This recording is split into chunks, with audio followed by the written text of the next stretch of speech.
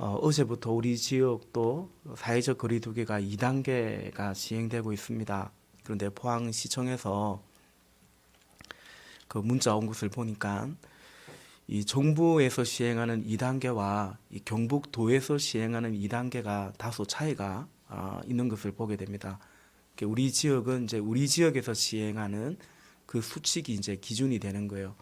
그래서 교회로 본다면 국가에서 정한 사회적 거리두기 2단계는 이 수용 인원의 20%가 함께 모여 예배할 수 있는데, 우리 경북도 그러니까 포항시에서 시행하는 사회적 거리두기 2단계는 1.5단계와 동일하게 30%까지 이렇게 허용하는 걸로 되어 있습니다. 그래서 우리 교회 예배당 기준으로 보면 한 45명에서 50명 정도까지는 수용이 될 것 같습니다. 그렇게 숙지하시고 우리가 함께 동참해 가기를 바랍니다. 우리 서로 한번 인사하겠습니다. 주님이 주시는 평강이 넘치기를 축복합니다. 우리 그렇게 한번 인사하겠습니다. 주님이 주시는 평강이 넘치기를 축복합니다. 네, 사도행전 강의 오늘 5번째 시간입니다. 오순절에 성령이 임했죠. 모두가 그 성령의 충만 속에서 성령이 말하게 하심을 따라서 여러 언어로 이렇게 말을 하기 시작했습니다. 그들이 하는 언어는 다양했지만 근데 그들이 선포했던 말은 같았다라고 했죠. 그것은 곧 하나님이 행하신 크신 일들을 증거했다라는 것입니다. 그때 그 제자들 속에서 베드로가 일어나서 이제 증거하죠. 베드로가 일어나서 증거하기를 지금 이 성령의 강림은 그리하여 이렇게 방언하고, 이 모두 다 거의 다 갈릴리 출신 사람들인데 이토록 이렇게 외국 언어를 방언을 능숙하게 이렇게 하는 것은 성령이 임한 결과이다. 그것은 구약의 선지자 요엘을 통해서 하나님께서 말씀하신 그 말씀이 성취되는 것이라 라고 증거하죠. 그리고 바로 예수님이 우리의 주와 그리스도라는 사실, 하나님께서는 예수님을 죽은 자 가운데서 다시 살리셨고, 또 우리는 그 부활의 바로 증인이라는 것을 증거하면서 결정적으로 바로 그 하나님이 주와 그리스도라고 말씀하신 그 예수님을 너희가, 당신들이 십자가에 못 박아 죽였노라고 그렇게 선포했습니다. 우리 2장 36절 말씀을 보면요, 2장 36절, 그런즉 이스라엘 온 집은 확실히 알지니 너희가 십자가에 못 박은 이 예수를 하나님이 주와 그리스도가 되게 하셨느니라 하니라. 아멘. 사도의 이 메시지를 들은 사람들의 반응이 어떠합니까? 우리 지난주에 같이 보았지만 37절이죠. 37절에 보면 그들이 이 말을 듣고 마음에 찔려 베드로와 다른 사도들에게 물어 이르되, 형제들아, 우리가 어찌할꼬 하거늘. 우리가 어찌할꼬. 그러니까 우리가 무슨 말을 할꼬, 혹은 우리가 무엇을 믿을까, 그렇게 말하지 않고요, 우리가 어찌 해야 되느냐고, 우리가 어떻게 무엇을 해야 되느냐고 그렇게 형제들에게, 사도들에게 묻고 있습니다. 이에 베드로의 또 사도들의 대답이 뭐냐면 본문 38절부터 40절까지의 말씀인데요, 우리 38절만 다시 한번 같이 읽겠습니다. 시작. 베드로가 이르되 너희가 회개하여 이름으로 세례를 받고 제사함을 받으라. 그리하면 성령의 선물을 받으리니. 아멘. 회개하여 회개하라. 그리고 세례를 받고 제사함을 받으라. 그리하면 성령의 선물을 받으리니. 이것이 베드로의 대답입니다. 그리고 이것은 하나님이 오늘 당신들에게 또 유대인들뿐만 아니라 이방 사람들에게까지 약속하신 것이라고 39절에서 말씀하고 있고요. 그리고 이제 결론적으로 궁극적으로 40절에서 너희가 이 패역한 세대에서 구원을 받을 것을 촉구하고 있습니다. 여러분, 그런데 죄사함을 받으라죠. 죄사함과 세례와 구원과 이 모든 것이 하나님께서 베풀어 주시는 것입니다. 38절에 그 성령의 선물이라고 표현하고 있는 것처럼 이 모든 것은 하나님께서 우리에게 선물처럼, 그렇죠, 은혜로, 은사로 주셔야만 되는 것들이죠. 제사함도 그렇죠, 죄를 사하셔야 되는 그분이 용서해 주셔야 되는 거고, 구원도 세례도 다 마찬가지입니다. 그러므로 형제들아 우리가 어찌할꼬, 이 물음과 거의 절규 아닙니까? 이 물음, 이 절규 속에서 이제 이들이 반응하면서 그야말로 어찌할 수 있는 유일한 것은 뭡니까? 회개밖에 없습니다.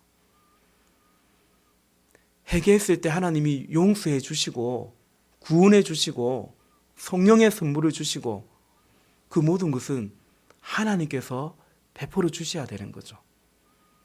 우리가 할 수 있는 것은 뭐냐면, 이 사람들이 할 수 있는 것은 뭐냐면 오직 회개하는 것밖에 할 수 있는 게 없습니다.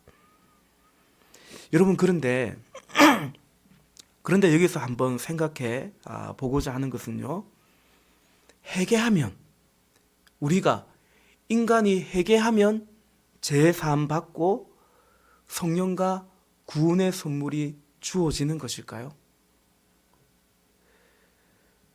회개하면 그런 것들은 그냥 우리에게, 사람들에게 주어지는 것일까라는 거죠.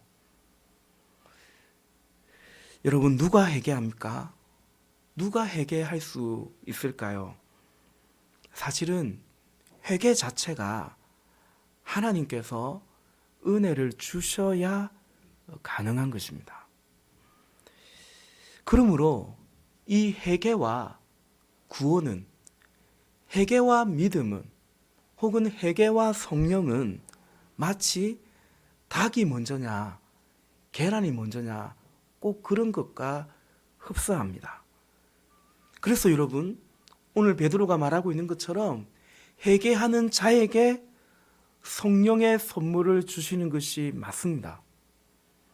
그러나 한편으로는 그 이전에 하나님께서 택한 자에게 성령의 은혜를 주셨기 때문에, 그래서 말씀을 듣고 깨닫고 이처럼 회개할 마음이 생길 수가 있는 것이죠. 그러므로 여러분, 우리가 회개할 때 성령을 부어주시기도 하시고요, 또 한편으로는 하나님께서 우리에게 성령을 부어주셨기 때문에, 은혜를 주셨기 때문에 우리가 말씀을 듣고 마음에 찔려서 우리가 어찌할꼬라는 이런 회개의 마음을 가질 수가 있는 거죠. 사실 바울이 전체적으로 말하는 이른바 교리적인 설명으로 따지면 인간이 회개해서 성령의 선물을 받기보다는, 왜냐하면 에베소 2장에 허물과 죄로 죽어 있기 때문에, 여러분, 죽은 송장이 뭘 깨달을 수 있단 말입니까? 죄가 뭔지도 깨닫지도 못하는데요. 그러니까 하나님이 허물과 죄로 죽은 우리를 살려줬을 때, 살려주고 나서 점차 깨닫는 거죠. 하나님이 살려주셨다라는 그 사실을 깨닫는 만큼 회개하는 거예요. 말씀을 깨닫는 만큼 회개하는 거 아닙니까, 여러분? 죄를 깨닫는 만큼 회개하는 것이기 때문에 회개하는 자에게 성령을 또 부어주시는 것이고요. 그러나 사실은 성령의 은혜를 우리에게 부어주셨기 때문에, 우리를 택해 주셨기 때문에 우리가 말씀을 들을 때에 마음의 찔림도 있는 거고 깨달음도 있는 거고 믿어지기도 하는 거고. 여러분, 그 예배당 처음 나올 때 나는 이제 믿어볼란다 작정하고 누가 나옵니까? 저도 중3 때 교회 처음 나왔지만 이제 믿으려고 작정하고 예배당 나온 게 절대 아닙니다. 그냥 한번 가준 겁니다. 그런 저에게 하나님께서 은혜를 주신 거죠. 우리 다 마찬가지인 것입니다. 어쨌든 여러분, 이 사실을 염두하고서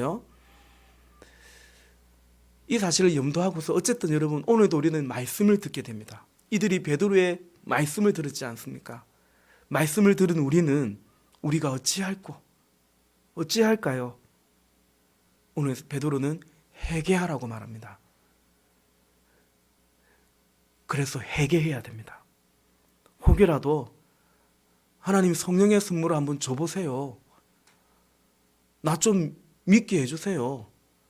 회개 한번 하게 해주세요. 그런 어떤 태도가 아니라 우리는 말씀 앞에 겸손히 회개해야 되는 것입니다.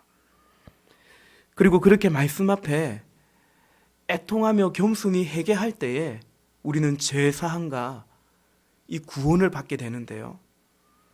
그런데 진정으로 회개한 자는 내가 이렇게 믿는 것이, 나의 믿음이, 나의 구원받음이 나의 회개함에 있다라고 생각하지 않는 거죠. 내가 회개했기 때문에, 나의 회개함으로 말미암아 지금 내가 구원받았다고 생각하지 않고 그것마저도 주의 은혜라는 사실을 절실히 고백하면서 오직 주님의 은혜라는 사실을 더 깊이, 사실은 회개하면 회개할수록 더 깊이 깨닫게 되는 거죠. 그래서 여러분, 우리는 이 구원과 믿음의 영역에 있어서 무엇을 할 수 없냐면 자랑할 수가 없습니다. 우리의 삶 자체를 그렇게 내세울 수가 없습니다. 그리고 사실은 이것이 참된 회개와 믿음의 증거인 것입니다. 우리가 잘 아는 에베소서 2장 8절과 9절에서 분명히 말씀하고 있죠. 너희는 그 은혜에 의하여 믿음으로 말미암아 구원을 받았으니 이것이 너에게서 난 것이 아니고 하나님의 선물이라는 거예요. 구원이라는 하나님의 선물을 믿음으로 말미암아 줬는데, 근데 그 믿음은 은혜로 말미암아 주어졌다라는 거죠. 그래서 9절에서 행위에서 난 것이 아니니 누구든지 자랑하지 못하게 함이라 말씀하고 있습니다. 그러므로 여러분, 우리는 나의 회개를 자랑해서는 안 됩니다. 어떤 분들은 회개를 자랑합니다. 간증할 수 있죠. 근데 회개가 나의 자랑이 되면 안 됩니다. 내가 맨날을 울었다는 둥, 내가 얼마나 사모했고 기도했다는 둥, 나의 회개가 자랑거리가 되면 안 됩니다. 나의 구원이나 믿음도 자랑하면 안 됩니다. 내가 얼마나 기도했는지, 금식했는지, 헌신했는지, 전도했는지, 그런 것들이 감사이고, 오늘 새벽에도 그런 말씀 드렸지만 다 하나님의 은혜인 것을 고백할 따름이지 자랑이 될 수는 없습니다. 여러분 보십시오. 우리가 사도행전 그리고 이제 이 서신서들을 쭉 읽어가다 보면 거의 모든 그 서신서에 어떤 사람들이 등장하냐면 특히 빌립보서죠. 그 육체를 신뢰하고 자랑하는 자들이 나옵니다. 영적인 은사를 자랑하는 자들. 고린도 교회도 그랬지 않습니까? 영적인 것들을 자랑하는 자들은 다 주로 어떤 사람들이었습니까? 거짓 교사들이었어요. 가짜 믿음이었어요. 반대로 진리 위에 서 있던 사도들은 무엇을 자랑했습니까? 자랑하지 않았습니다. 굳이 자랑한다면 나의 약함을, 내가 죄인됨을 고백할 따름이었죠. 왜냐하면 그들 안에는 진리가, 성령이, 복음이 있었기 때문에 그런 영적인 것들을 결코 자랑할 수가 없었던 것입니다. 분명히 자랑하지 못하게 함이니라. 고린도전서 1장에서 자랑하는 자는 주 안에서 자랑할지니 하나님의 은혜만을 찬미할 따름이죠. 그러므로 여러분, 우리가 기억할 것은 교회에서 자랑하는 분들이 있습니다. 신앙의 연수도, 어떤 열매도, 더 나아가 세상의 어떤 것들도 마치 자랑하는 분들, 사람들에게 높임 받으려고 하는 분들을 종종 보는데 영적으로 나는 어리다라고 스스로 외치고 있는 것 같습니다. 여러분, 자랑이야말로 영적인 개념으로는 빈 깡통 같은 겁니다. 발음이 왜 이리 안 좋죠? 빈 깡통 같은 겁니다. 비어있기 때문에 그 안에. 그러니까 요란한 거죠. 그리고 반대로 정말로 영적으로 성장하고 성숙한 분들은 그런 것들을 십자가에 못 박았기 때문에 겸손하고요. 나아가 아직도 그처럼 영적으로 어려서 자기 자랑과 사람들에게 인정을 요구하는 그 사람들을 오히려 품어주죠. 결국은 그런 분들이 주의 몸된 교회를 그렇게 보이든 보이지 않든 그렇게 세워가는 것을 보게 됩니다. 결론적으로 여러분, 우리는 말씀 앞에 회개해야 합니다. 우리가 어찌할꼬 라고 했을 때 회개하라고 말씀하고 있지 않습니까? 마음도, 회개란 돌이키는 거죠. 마음도, 생각도, 나의 고집도, 나의 언어도, 결국 우리의 삶도 달라져가는 그게 진정한 회개죠. 그리고 그것이 결코 우리의 공로나 자랑이 될 수는 없다라는 거죠. 또 한 가지 여러분 기억할 것은, 우리가 받는 제사함과 구원은 하나님의 은총의 일종의 사건 같습니다. 사건입니다. 그게 순간적이고요, 단번에 이루어집니다. 그러나 여러분, 우리의 회개는 꼭 그렇지만은 않습니다.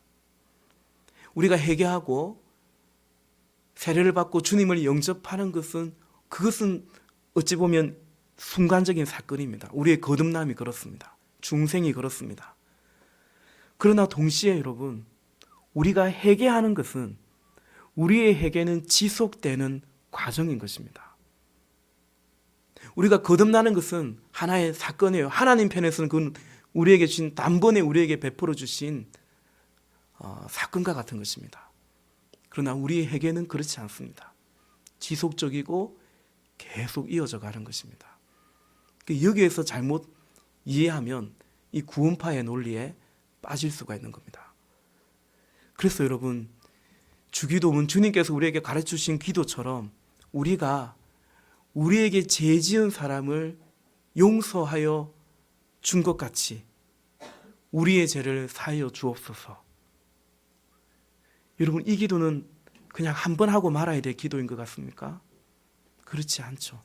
마치 일용할 양식을 구하듯이 우리가 우리에게 죄 지은 사람을 우리는 여전히 용서해 가야 되는 것이고, 마찬가지로 주님 앞에 그렇게 우리가 용서를 구해야 되는 것입니다.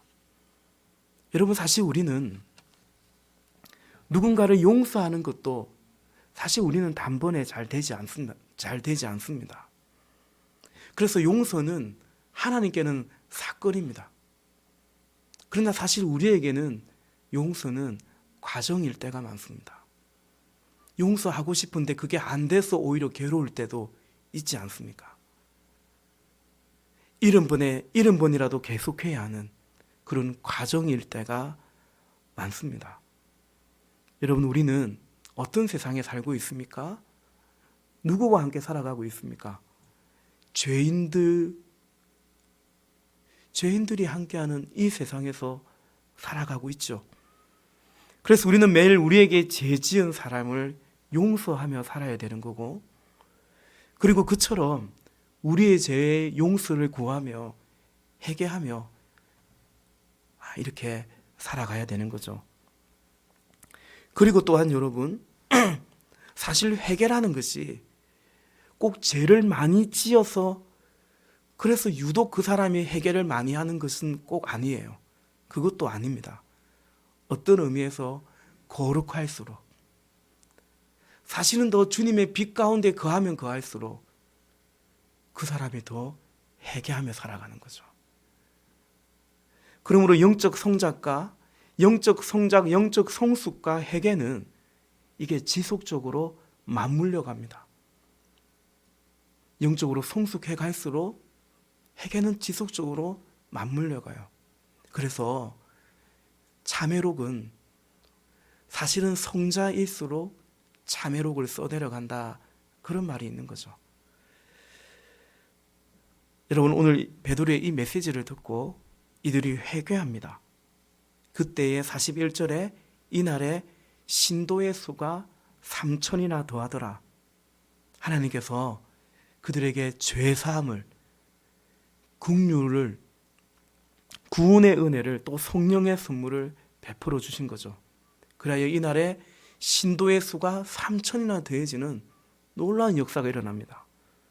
그리고 그 다음에는 어떤 일들이 벌어집니까? 이제 그들이 이제 신도가 되었어요.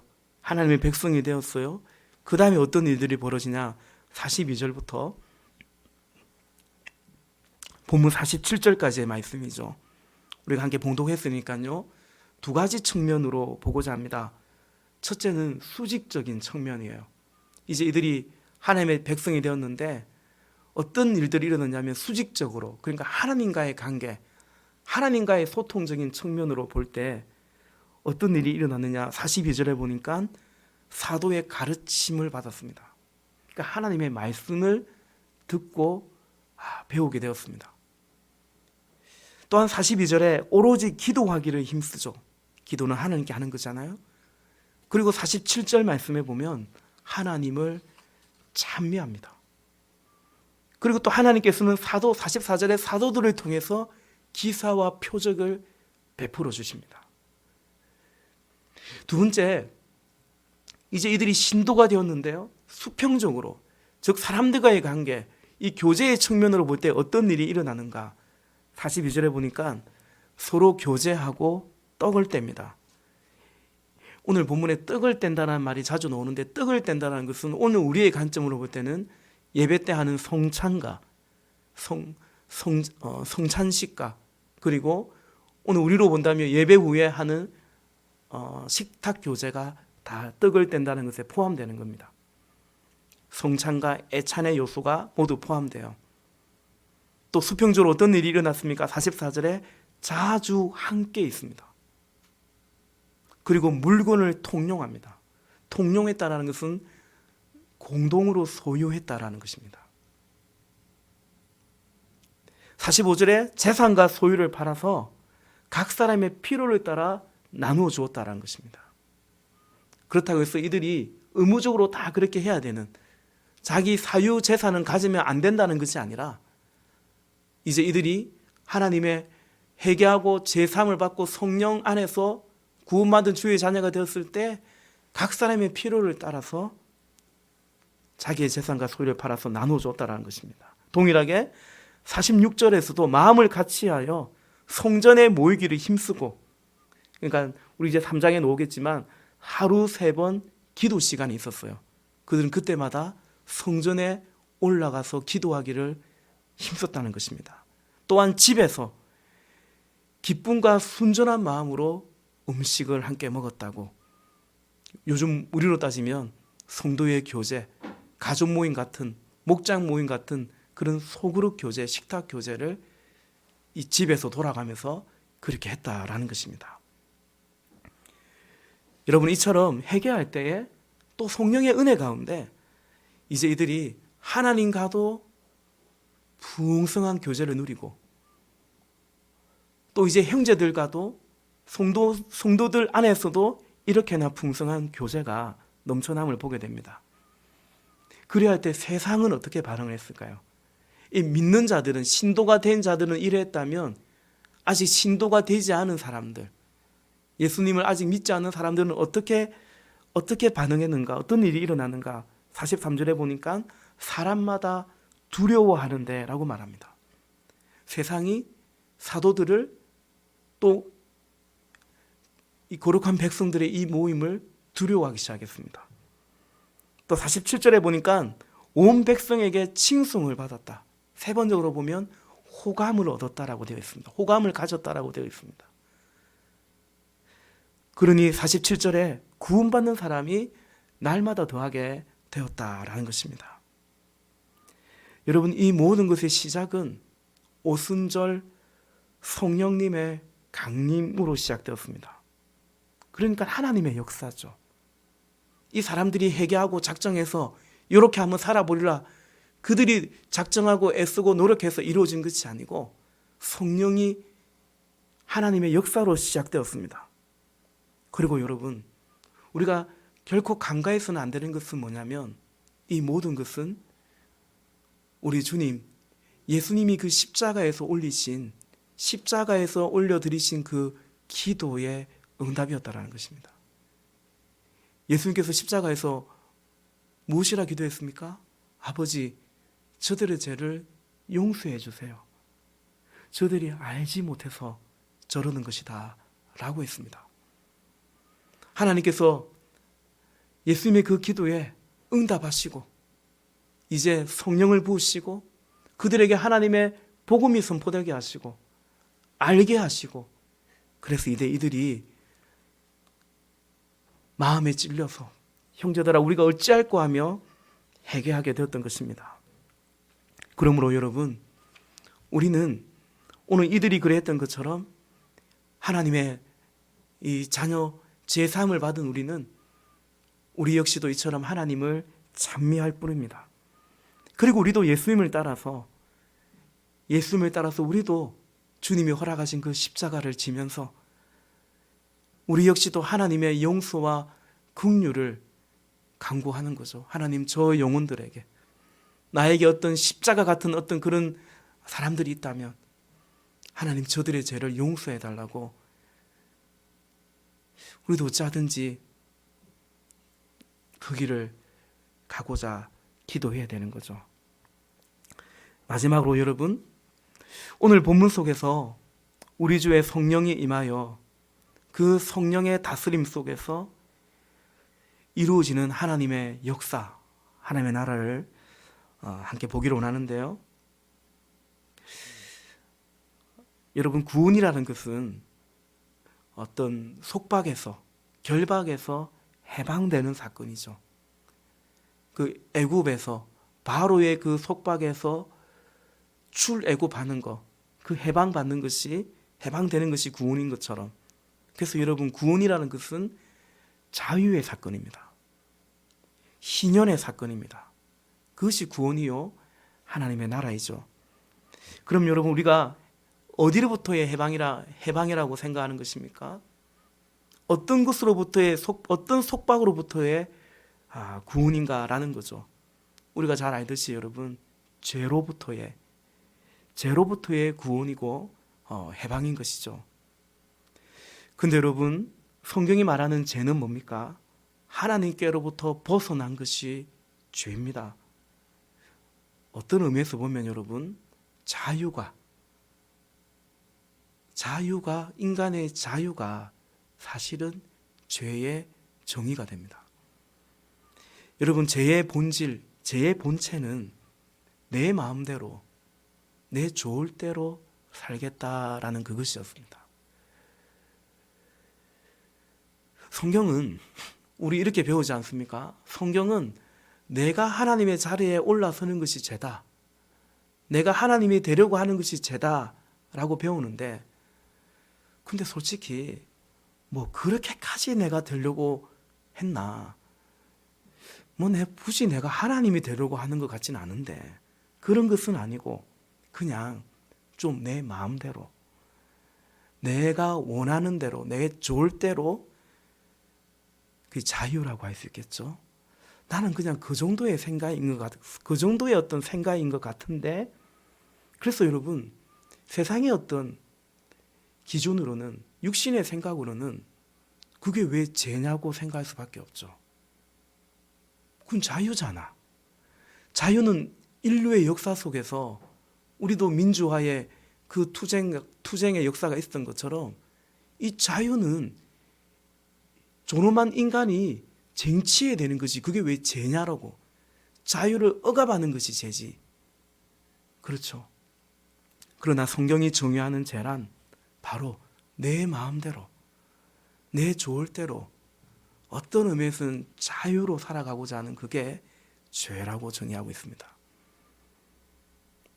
여러분, 오늘 이들에게 성령의 선물, 구원의 은총이 임했습니다.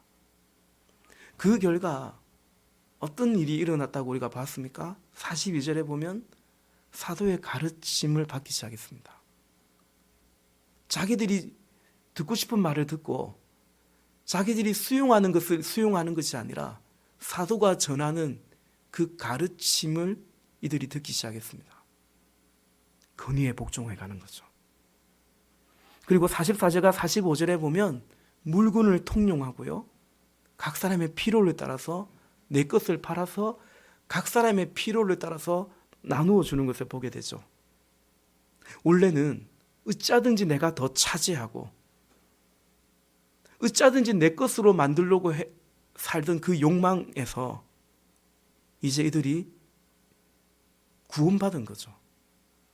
그게 해방된 것입니다. 그 집착에서.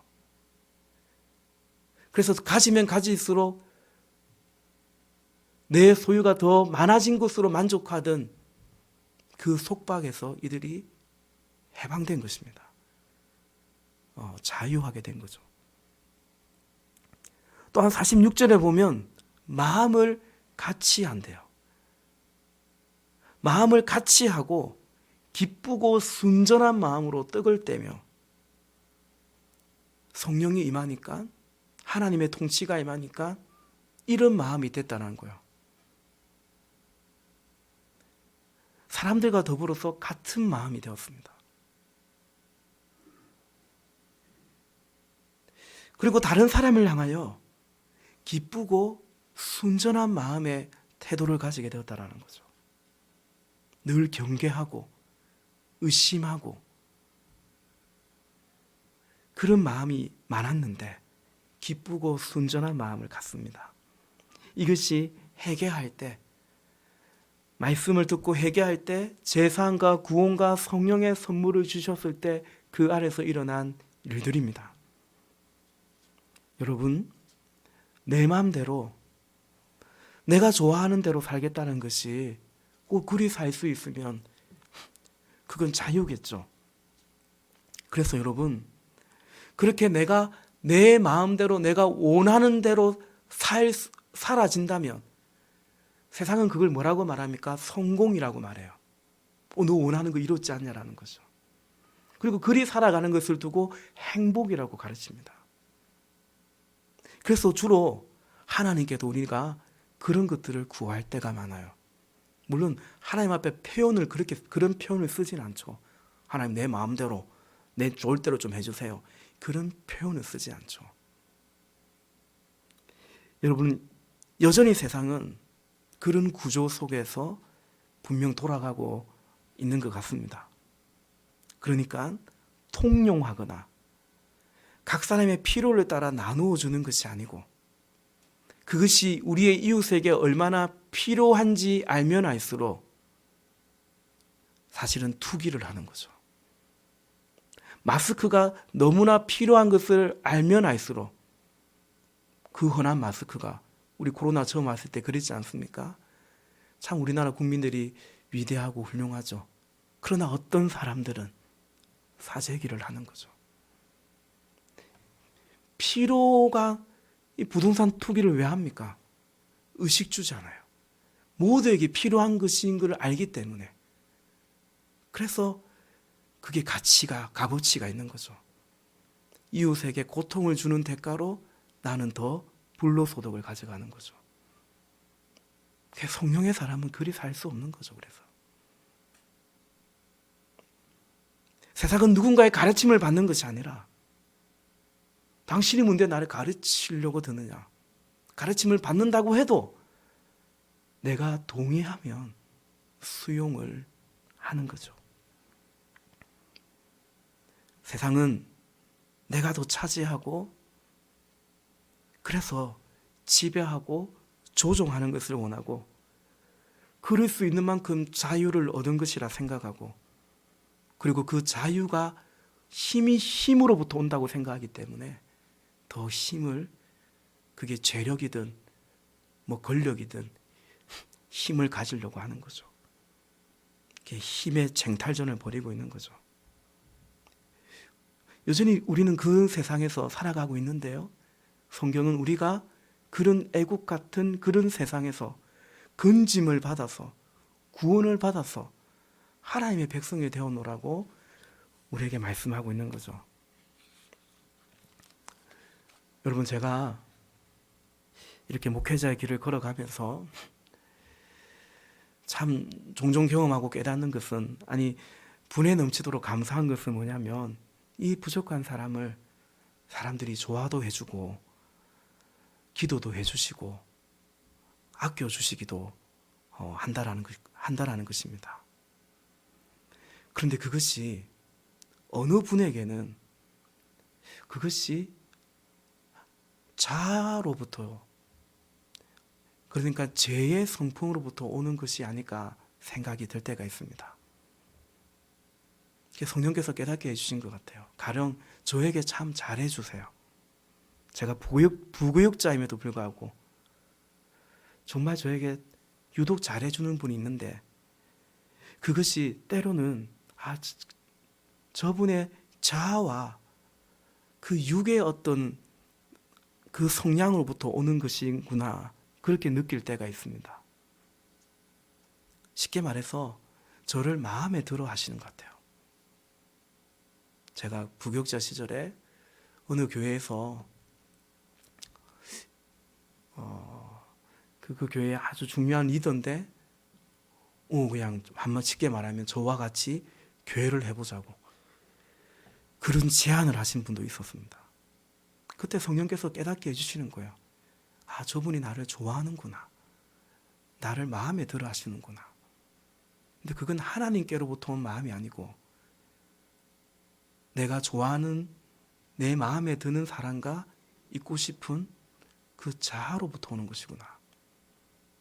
왜냐하면 그 교회에 담임 목사님이 계시고 나는 하나님의 영적 질서 안에서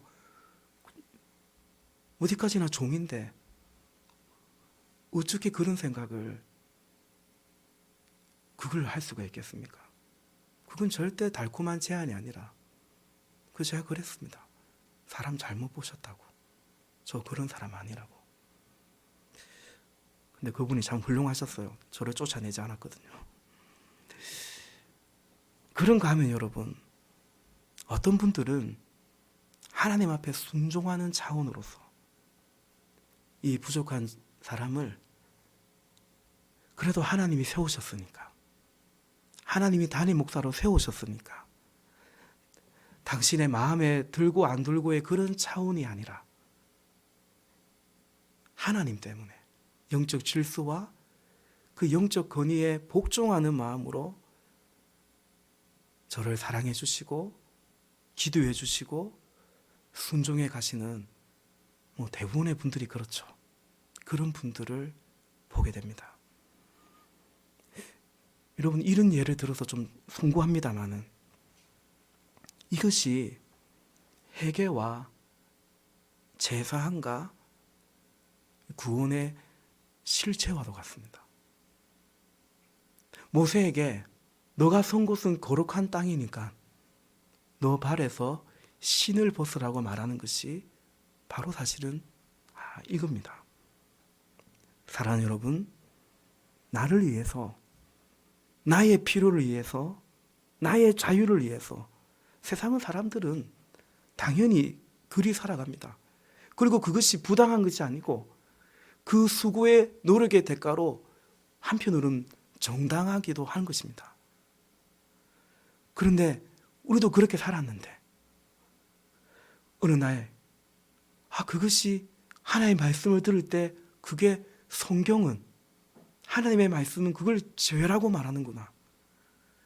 그리고 그것이 자유라고 생각했는데 사실은 그게 자유가 아니고 내가 거기에 노예되어 있다는 사실을, 그 속박되어 있다는 사실을 보고만 해서 깨닫게 되는 거죠. 그래서 보고만 해서 이제 회개하고 구원을 받는 거예요. 하나님의 자녀, 하나님의 종이 되는 거죠. 그래서 우리는 하나님께로부터 오는 진리 안에서의 참 자유와 해방을 얻는 것입니다. 그리고 얻은 것입니다. 그래서 여러분, 우리는 이제 어떤 믿음이 있습니까? 나의 필요를 하나님이 다 아신다라는 믿음이 생겼어요.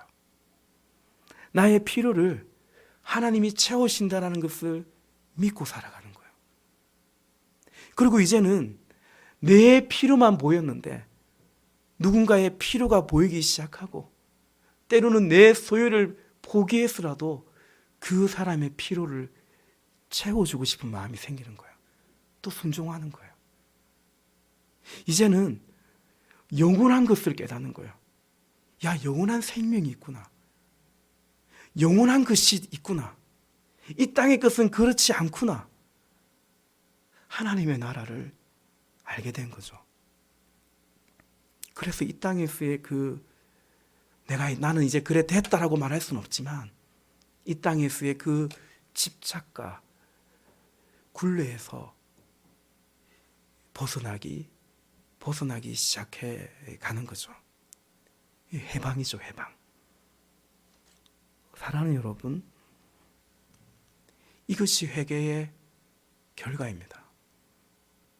이것이 제사함과 구원이라고 말할 수 있어요. 성령이 우리를 통치하시는 하나님의 나라가, 오늘 본문에서 보여주는 하나님의 나라가 바로 그와 같은 것입니다. 어떻게 그리 살아갈 수 있습니까? 오직 성령이 임했기 때문에. 성령으로 가능합니다. 우리의 노력과 결단과 작정으로 되는 것이 아닙니다. 힘으로도 되지 아니하고 능으로도 되는 것이 아닙니다. 그래서 우리는 성령의 은총을, 성령의 충만을 구하는 거죠. 성령이 나를 지배하는 그만큼 우리는 정과 욕심을 못 파고 있을 수 있기 때문에, 그만큼 사실은 우리는 더 자유하고 해방되는 거죠. 오늘 이 본문의 모든 역사도 성령님이 오셔서 이루어진 것이죠.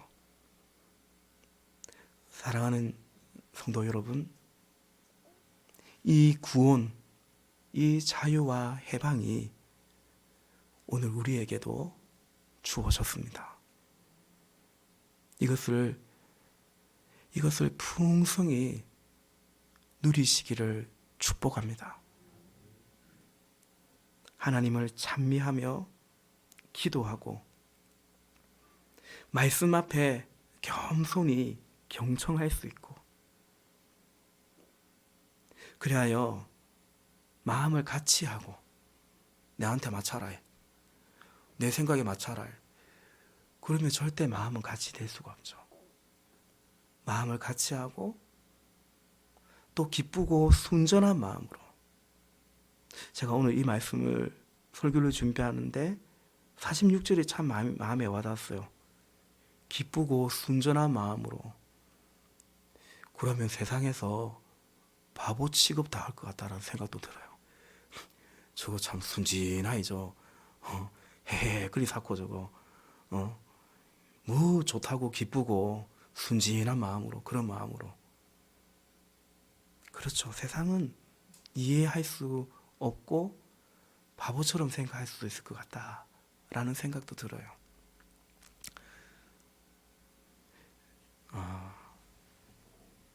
하나님 나라의 백성으로 살아간다는 것은 세상에서 잘 어울리기는 힘든 것 같아요. 그게 초월하는 거죠. 뭐 세상에서 적응 못한다는 게 아니라 마음을 같이 하고 기쁘고 순전한 마음으로, 세상은 좀 어찌 볼지 모르겠지만 그러나 복음 안에서 참 자유와 행복을, 구원을 누려가시는 우리 모두가 되시기를 주님의 이름으로 축복합니다. 같이 기도하십시다.